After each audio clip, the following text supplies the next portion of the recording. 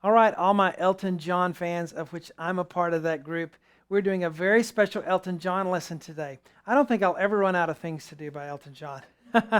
This is Crocodile Rock Ballad version. Look it up on YouTube. Just search for Elton John Crocodile Rock Ballad, and you'll hear this version we're going to do. So neat. Let's take a listen to the beginning of it.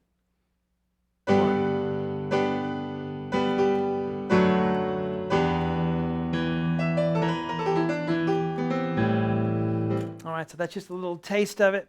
Hello, I'm Shawn of webpianoteacher.com. Welcome, where we gather together to learn, play, and share the music that we love, creating a culture of encouragement for all you guys out there who are trying to learn to play piano online. You can do it if you pick the right lessons and you know how to practice those two things, and I'm going to help you do that. Let's get started here. So I've already mentioned this is a very special version. I mean, you already have the wonderful album versions. And then you have all the live performances that Elton, where he never plays anything the same, ever. Even on the same performance, and he does two verses, it'll always be different. But you also have these kind of things where he completely changes the style of an old hit like Crocodile Rock. So take a listen to it on YouTube. It's a real treat. That's the version we're going to learn. I listened to it intently all the way through with headphones on, transcribed every note as accurately as I could. I'm going to teach you measure by measure this great gem of a performance. Let's get to the board. We're going to start key of G. Okay, I'm going to assume you're not a beginner. Okay, these are not beginner lessons. If you are a beginner, then you need beginner lessons. I have beginner lessons on the website. Just check them out, and then you can start learning some fun stuff, and get to where you can play something like this eventually. So we have classic Elton John ballad style, B, D, G, B. I'll use 1, 2, 4, 5 on this. Left hand on a G.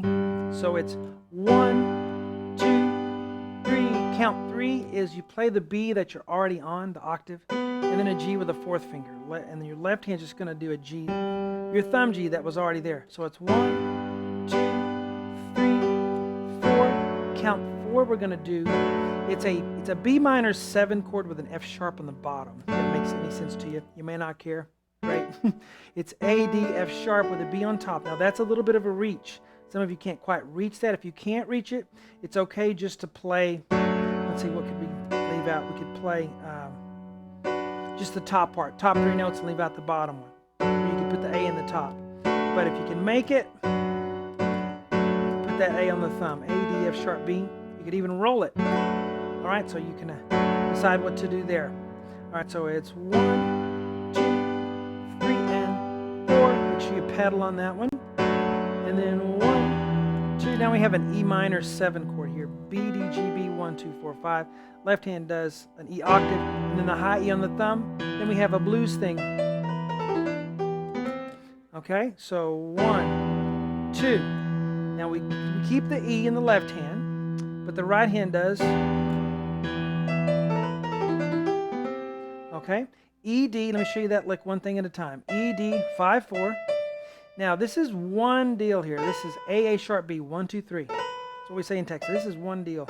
All right. Just roll it up.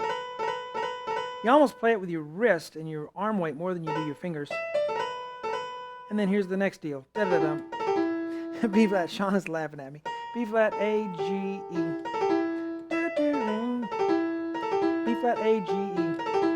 Then we cross over with our 2 finger, D, E, G, D, E, G. That's into that lick, and then he leads us into the A minor 7 on the next measure. So it's, you go, bum, bum, bum. There's really no stop, though. It's, okay, there's a little bit of a stop, maybe. Bum, bum, bum.